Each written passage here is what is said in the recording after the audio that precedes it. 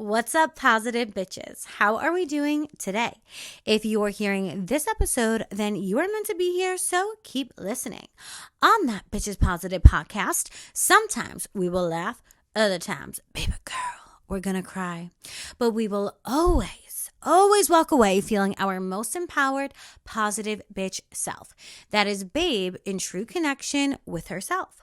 On this podcast, we unbecome who we are not so we can fully step into exactly who we came here to be. Today, we are continuing our March theme, which is lioness energy. Because within every positive bitch is a lioness. That's right. We are going to be talking about alone time, how self-love is not selfish. We're going to be dismantling our little ego because keep your friends close and keep that ego closer, baby girl. We are going to be diving into lioness energy, which is really magnetic energy, because think of a lioness. She gets what she wants and she is not apologetic about it because she knows her happiness is her responsibility. Did you know lioness are actually the hunters of the lion community? Yes. I'm so excited to talk about today's topic.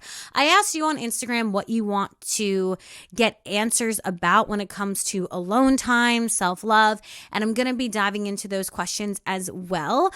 Before we get into it, a couple of announcements. The biggest announcement is Show Up As Her, the book I've been working on for years now. I'm pretty sure you know me and timing just don't gel. I'm pretty sure it's been years. But it's coming out April 30th, and you can pre-order it now. Show Up As Her is the official title. We have finally solidified a title, Show Up As Her. It's all about how to embody magnetic energy, and the book has 10 laws to reclaim your power. Each chapter focuses on a specific area of your life. So if you need to call your power back from your past, if you need to call your power back from people, if you need to call your power back from exes, if you even need to call your power back from negative thoughts and your ego, there's a chapter for that. You get a chapter, you get a chapter, you get a chapter. That's right. By the end of this book, you will be so hydrated with magnetic energy. You will be quantum leap to your desired timeline.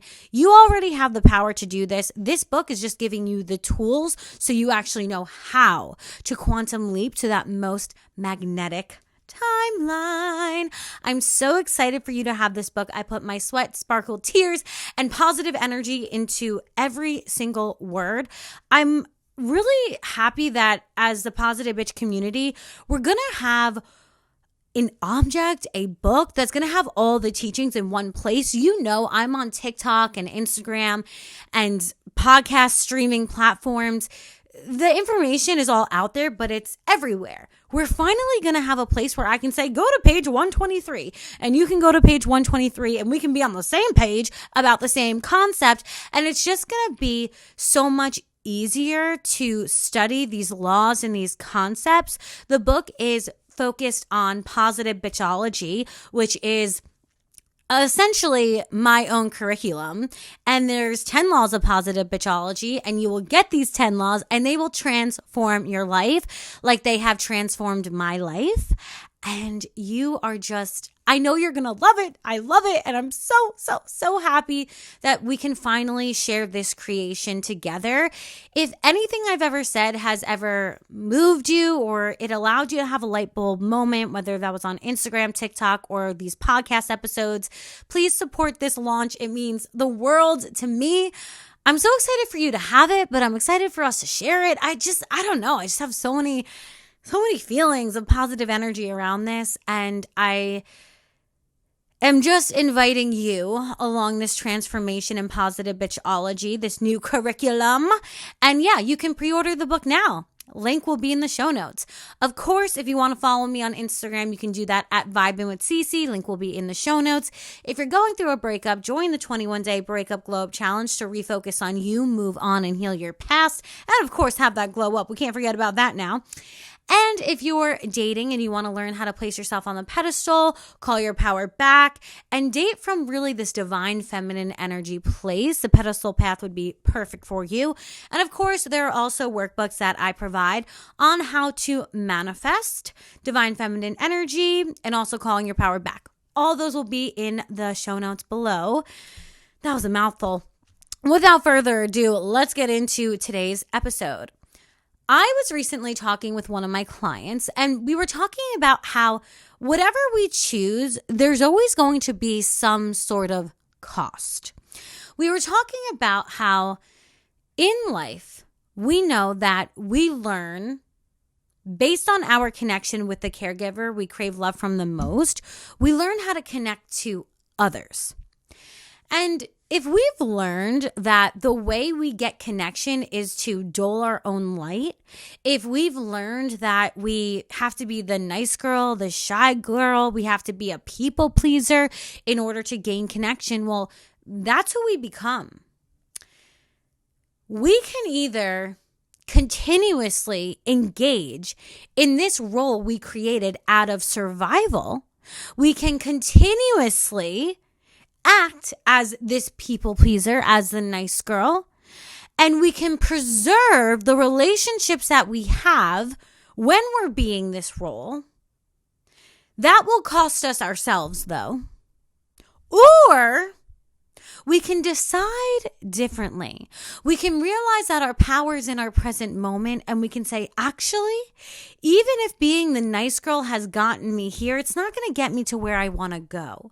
This ego, this identity, this role may have allowed me to survive, but it's not allowing me to thrive. And it's my prerogative. Every single day I'm being invited to choose who I want to show up as. I can choose to say, I'm not going to do this anymore. And instead, I'm going to show up as my authentic self, which means putting up boundaries, which means saying no, which means deciding who I don't want to be and not engaging with those behaviors anymore. And the cost to that decision is we might lose some relationships. I think a lot of us have fear around losing the relationships that we know, even if we don't really like those relationships. It's kind of like the saying, we prefer the devil we know rather than the angel we don't know. But at what cost? Is it really worth it to continuously be a role you created out of survival and preserve these relationships that you have? Or maybe is it time that we say, this doesn't work for me anymore. And if it costs me these relationships, then these are relationships I don't want to have. Whatever life you want, it's going to cost you the current set of thoughts, emotions, and behaviors you currently have. If you want a different life, okay, pay up. You're going to have to start changing how you think, how you act, how you behave, what you say to yourself and others. You're going to have to incorporate new boundaries with yourself and others. What is the definition of insanity but doing the same thing and expecting a different result? How much longer do you really think you can engage with the behaviors that you're engaging with? 10 years down the line, do you still just want to be known as the people-pleasing nice girl who doesn't get what she wants? 20 years down the line, do you still want to be the people-pleasing nice girl who gets stepped all over? 30 years down the line, do you still want to be the little nice girl who doesn't get her way, who never feels fulfilled, and who feels completely like an empty cup? At the end of the day, it's your choice. What do you want to choose? And yes, everything will have a cost.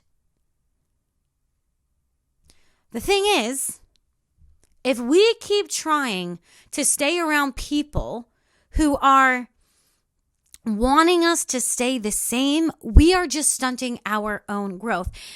And I get that it can be uncomfortable to say, I'm no longer going to hang out with these people, or they no longer want to hang out with me, because we're stepping into the unknown.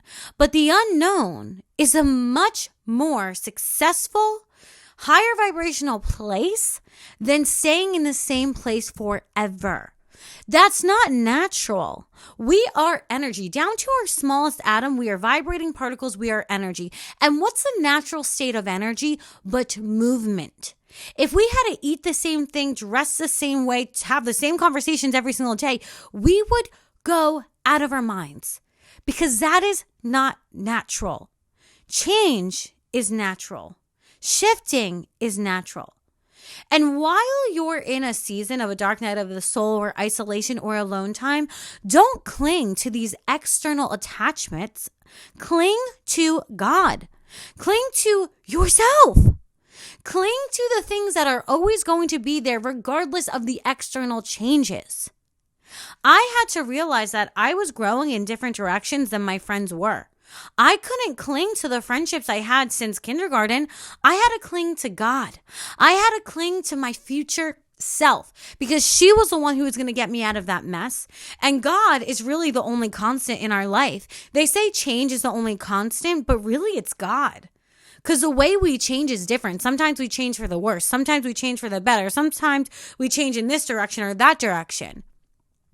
Really, the only constant is our connection to the divine. If you are having trouble during this season, cling to your connection to the higher power that is always with us 24/7. I wanted to answer some of your questions about stepping into your most magnetic self, but this might require alone time. This might require saying no to some friendships. It might require saying no to people you love. Let's talk about how to set boundaries and how to really relax into this alone time that is so necessary for us all. So let's get the questions up here. So the first question is, I've never put myself first. I don't know how. I've tried everything. I feel so lost. Anytime you hear yourself saying, I tried everything, you didn't. You may have tried many things, but you didn't try everything or else you wouldn't be in the same position that you're currently in. Telling yourself, I tried everything is a limiting belief that your ego wants you to believe so you stay stuck. Remember, your ego wants you to stay in the familiar place that you're currently at. So it's going to try to convince you you've done everything, you've tried everything. It's a lie. So let's take that lie off of our pedestal and let's place ourselves back on our rightful throne and remember who we are and the power that we have. Chances are you haven't tried everything or things would be different, okay? If you've never put yourself first, the first way to start putting yourself first, simply engaging with non-negotiables. This is something we talk about a lot on this podcast. Non-negotiables are things, habits, activities, even certain lifestyles that no matter who comes in and out of your life, you will do these hobbies, you will do that exercise, you will keep up with your career because these are the things that are important to you and they make you you. Examples of non-negotiables are yoga, your work or school, meditation, your eating habits, whatever they may be. They are boundaries not for other people, but for you. When I was dealing with anxious attachment and codependency, I needed non-negotiables not for other people. I needed them so I could stay focused on me. Where focus goes, energy flows. If I'm constantly focused on the other, then I'm sending them all of my energy. And just like we can get depleted in vitamins, we get depleted in our magnetic energy. If you're not focused on you, you're not giving yourself that daily fill of your own energy, and you will feel like an empty cup. What I want you to try is non-negotiables. You need daily non-negotiables. This can be your morning routine. It can be your affirmations. It can be your yoga, that regardless of who comes in and out of your life, you do something for you every single day. It does not matter what else is going on. You're committing to yourself. Because when you commit to yourself, you start to build up self-trust. When you commit to yourself and do something for yourself, you're infusing yourself. You're hydrating yourself with your own magnetic energy. And when you commit to yourself, you're giving yourself focus, which gives you your own energy instead of depleting it. I also recommend that you work with my Calling Your Power Back meditation. meditation. This is a free meditation that's on YouTube. The link is always in the show notes. It will help you call your power back, and it's a 20-minute meditation, so it's very, very grounding. Okay, let's go to the next question. What's the line between healthy, divine self-obsession and narcissism? This is a great question because a lot of people love to just say that self-love is selfish, and it's not. Self-love will never be selfish because you are the foundation of your life. And if you're not okay, guess what? Your whole life will crumble. Career, friends, relationship, goodbye. It will all crumble because who's the person who's holding all of these things together? That's right. It's you.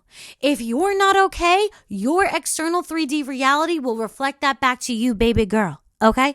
Self-love is not selfish. What's the difference between this healthy self-focus and narcissism? I'm going to tell you. It's all about intention. Narcissism is not someone who actually loves themselves. Society is so wrong about so many things, and it boggles my mind. Okay, here we go.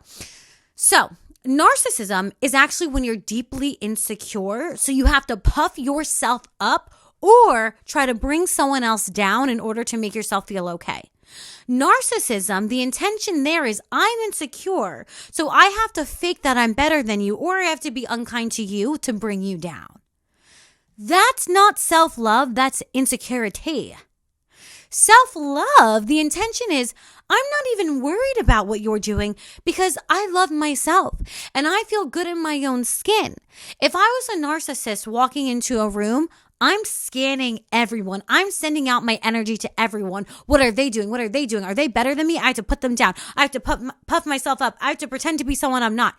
Being a narcissist is extremely, extremely tiring, and it drains you of all your magnetic energy. That's why they're a narcissist. Hello. And that's why they try to bring other people down. Misery loves company. It's not lonely at the top, it's lonely at the bottom, and hence why people try to bring you down with them. But self-love is I'm walking into a room and I feel so good in my own skin that I'm not sizing anyone up or down. I'm not concerned about everyone because I know that my fun in my life is my own responsibility. And that's the difference. Next question.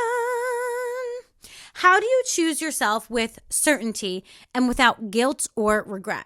So a lot of us have martyr mothers, okay? Yeah, we do. Hi, boomers. If you're a boomer listening to this, you're most likely a martyr. That's what you've learned, and that's okay. Me and my mom always joke because I always call her martyr mother and she calls me diva daughter because I have so revolted against all the ideas of martyrdom because it's the worst thing you can possibly do to yourself. I see what it did to my grandma and my mother. No, thank you. I'm good. I'm good over here being the diva daughter. I like my life much better. Okay, anyway.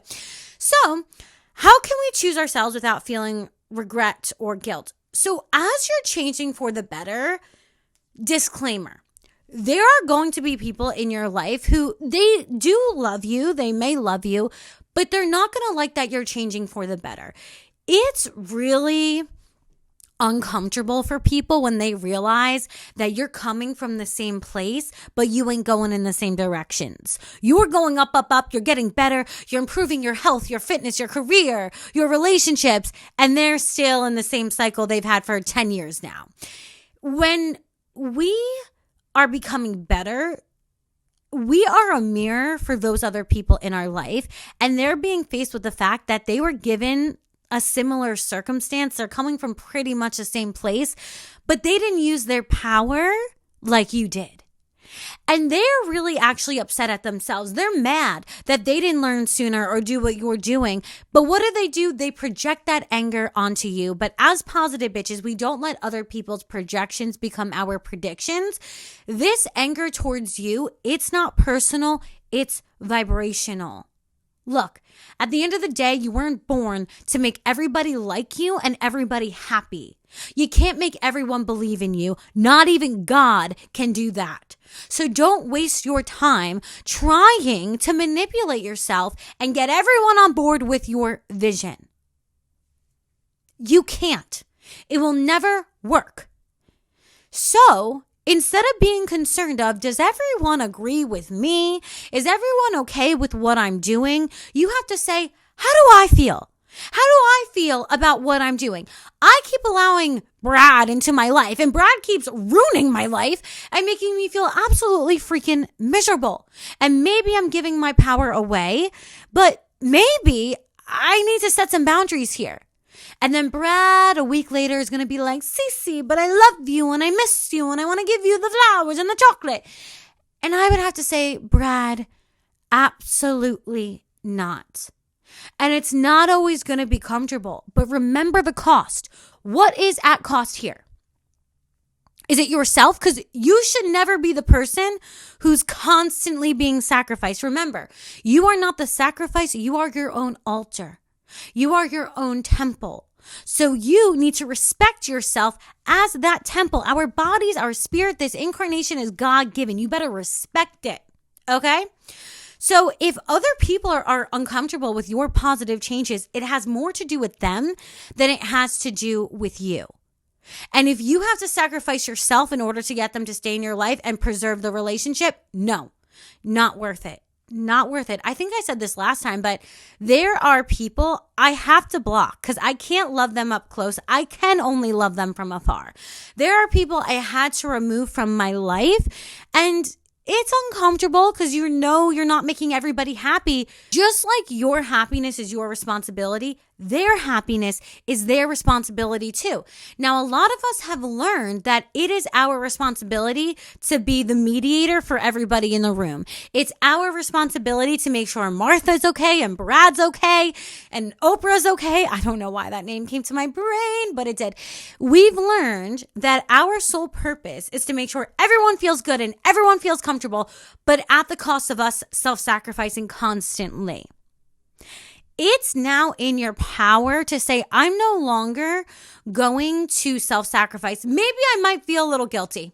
Maybe I will, because this has been my pattern for so long. Maybe I will feel a little bit uncertain. Guess what? Feelings are not fact, and the feelings will fade. You know what won't fade though? Constantly depleting yourself. You'll feel that one forever. You know what won't fade? You never feeling like you have energy for anything. You know what won't fade? Autoimmune. Should we go down that path? Do we want to talk about that? And this is coming from someone who did this to themselves already. I've already been there, chicas. Okay? I've already been there. I've done this to myself and it was terrible. Hence why I then revolted against all of these ideals and ideas and concepts. They don't work. If people pleasing and placing other people on your pedestal worked, I would tell you to do it. It does not work. You deplete yourself of magnetic energy. You feel terrible. You resent them. They end up ghosting you anyway, so it doesn't work. It doesn't do anything. You have power. I have power. But a lot of the time, we're not using our power in a way that's conducive to our desires. So yeah, maybe it's going to be uncomfortable for a season, but wouldn't you rather be uncomfortable for one season, learn a new way of being, than being uncomfortable for the rest of your life? I mean, is it even a question anymore? So let the feelings be there. Reflect. Why am I feeling guilty? Is it because I've never been allowed to focus on myself? Is it because my mom never focused on herself and I internalized that's what it means to be a woman? That is what I learned. My grandmother and my mother did everything for everybody else and didn't have 2 seconds to think about themselves. So I learned, oh, that's what it is to be a woman. Sacrifice everything. Never have time to focus on yourself, feel completely depleted, and then feel like an empty cup for the rest of your life? I don't think so. So why don't you redefine what being a woman means to you? Redefine what selfishness is to you, because choosing yourself is not selfish. And just because you think it might be doesn't mean it's even true. Again, what is a belief but something we practice thinking? We have to realize that most of what we think is true, most of what we believe is true, most of what we think is fact is faulty programming that someone told someone else who told us, and then we believed it. It's time to take responsibility over your beliefs, your thought patterns, and the person you currently are. Another person asked, why does it feel like I'm being selfish sometimes. Again, this kind of goes right in line with the question I just answered. Sometimes I would make a decision early on in becoming my most magnetic self, and I'll always be evolving, of course. But in this journey, I would feel selfish for not staying on the phone with maybe a family member after they're talking about the same thing that happened for the 50th time.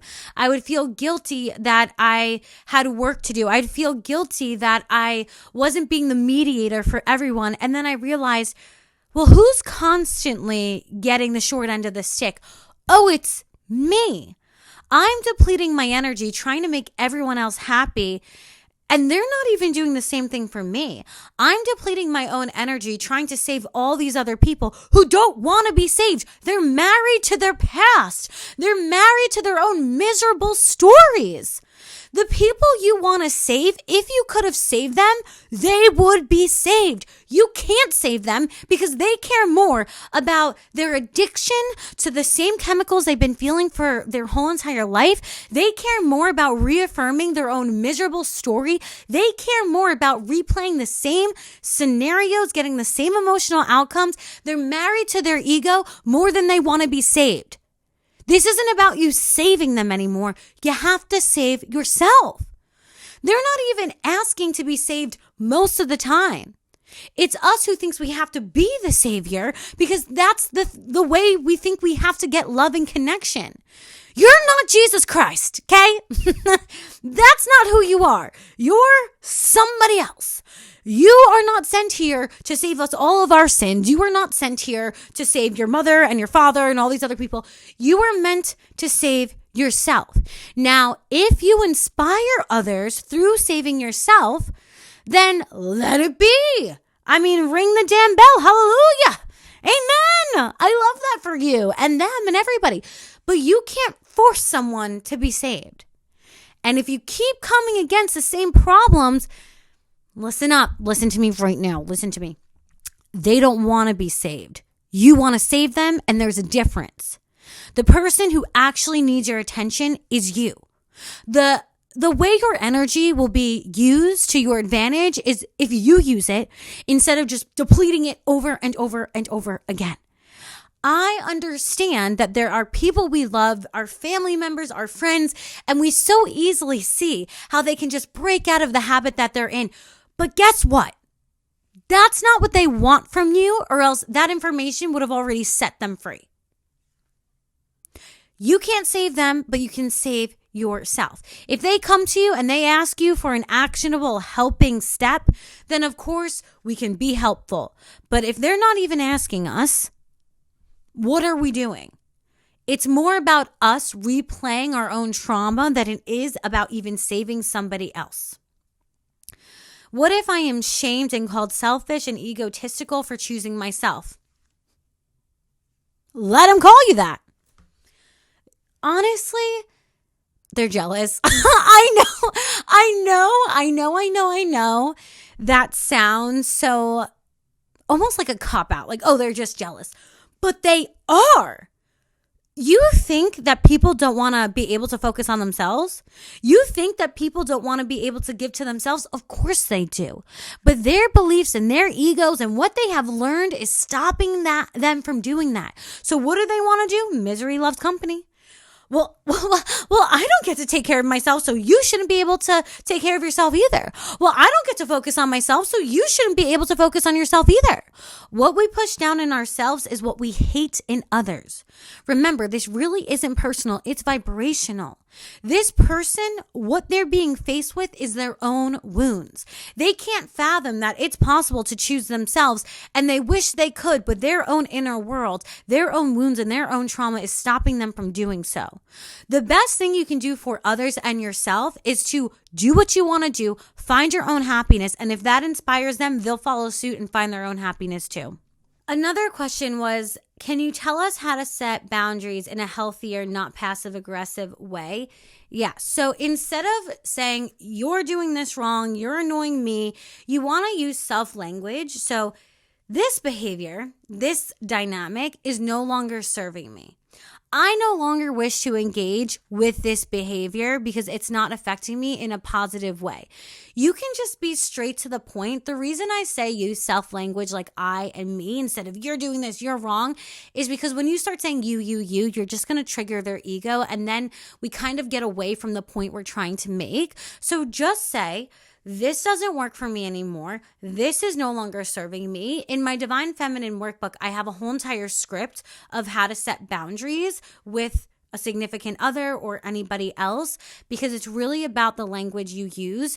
A really good tip is don't try to set boundaries when that other person is busy or hungry. They did a whole entire study where judges at the beginning of the day gave a more lenient sentence than when it was closer to lunchtime, literally just because they were hungrier. So their subconscious mind was like, get out of here. And they got meaner. So if you're going to set a boundary, literally tell that person, we need some time and space to talk. Don't do it when they're watching a movie. Don't do it when they're doing something with work. Set and carve out time and space where both of you know you're going into a conversation. It's going to be a more serious conversation.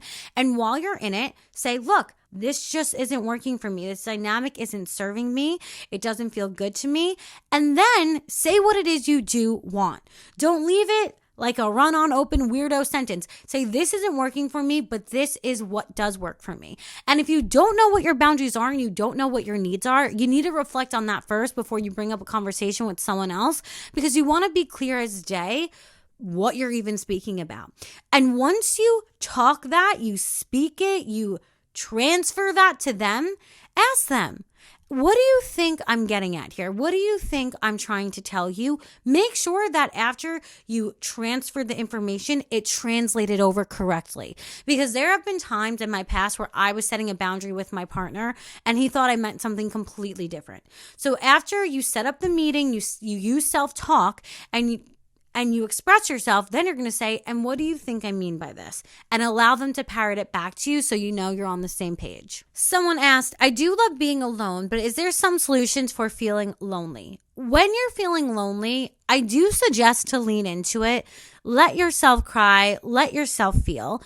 Now, if you think you've had enough time of feeling lonely, why not find a new creative endeavor or passion project?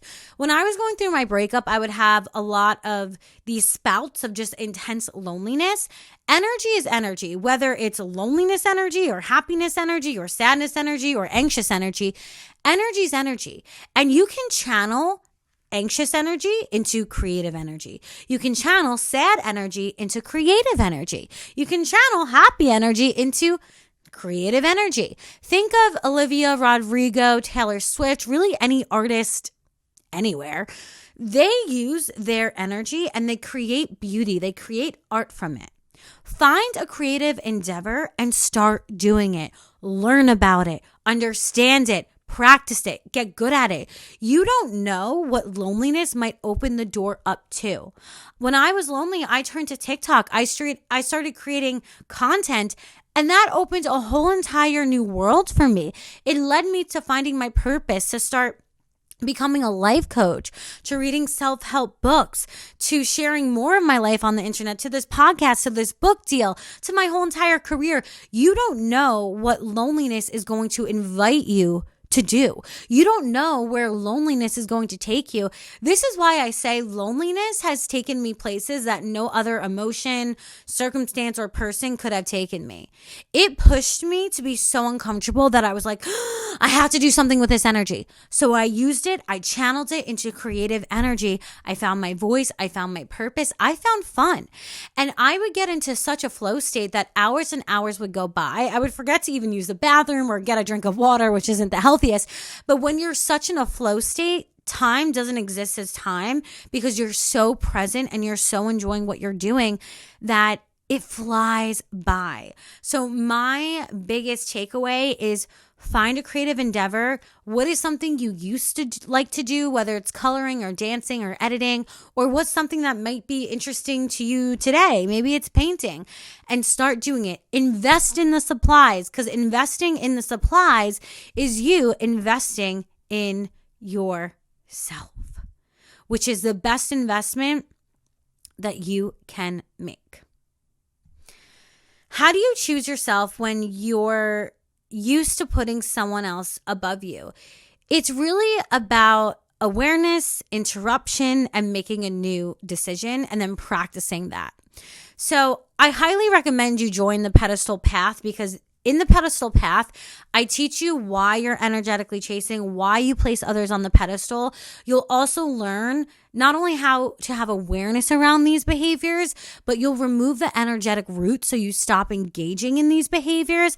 And then it give you tips and tricks and tools to practice staying on your own pedestal. So if you're having trouble with taking someone off your pedestal, or you're too used to putting someone on your pedestal, don't worry. It's just a bad habit, and habits can be broken. You're not stuck. You just need to learn a new way of perceiving and being. And it's possible with the Pedestal Path course. That link will be in the show notes. I do want to give you some tip, however, in this podcast episode. So my greatest tip, if you're used to putting someone else on your pedestal and you're trying to put yourself on the pedestal, definitely engage with non-negotiables, as I stated at the top of this podcast. Work on that self-focus, but also, give yourself grace. A lot of us are on this healing journey, and it's 444 on my clock. A lot of us are on this healing journey, and we're just trying our best. And it's not always easy to learn these new ways of being and these new behaviors, but don't get frustrated with yourself. You have been this way for your whole entire life, so it might take more than, a week to completely embody a new sense of self. We think that overnight I should just be better. After one 60-second video, I should be healed. That is ridiculous. That is ridiculous. You need to give yourself time and space and energy in order to really become a new version of you. So it's not just having awareness, but it's now giving yourself time and energy to practice being someone new and not creating meaning or setting time limits around this phase of your life. A lot of us, when we're going through breakups, we think it's 3 months, I should be over him. Why are you telling yourself what you should and should not be doing? That doesn't make any sense. You don't know what needs to be released. And if you've been one way your whole entire life, it's going to take more than 1 week in order to release all of those energies. So please have grace with yourself. Have patience with yourself. I know that you would extend that grace and that patience to someone else in your reality. It's time that you now extend that grace and that patience to yourself. That's putting yourself on the pedestal. That's giving yourself leeway to grow and change. And by the way, when you're on this journey, you might trip up sometimes. You might go back into old ways of being, and that's okay. That is part of the transformation process. Is we're not perfect. We're just going for progress here. It's not about perfection. It's about, am I getting a little bit better today and a little bit better tomorrow? Oh, did I trip up? Okay, tomorrow will be a better day. Be patient with yourself. And remember that if the cost is you self-sacrificing, that cost is too high, and nothing is worth you self-sacrificing yourself. Trying to preserve friendships and things that are outdated in your life are not worth stunting your own growth and missing your blessings. Choosing yourself is never the wrong answer. That is what a lioness does. The lioness in their little tribes, lioness are actually the hunters. Lioness know what they want and how to get it and how to hunt it down. You know what you want. You want to be in this magnetic energy. Now it's about hunting that magnetic energy down by giving yourself space to engage with these behaviors, to really allow yourself to grow into this new version of yourself, to really allowing yourself to feel what it feels to fill up your own cup. We're not fighting our way through this process. We're flowing with it.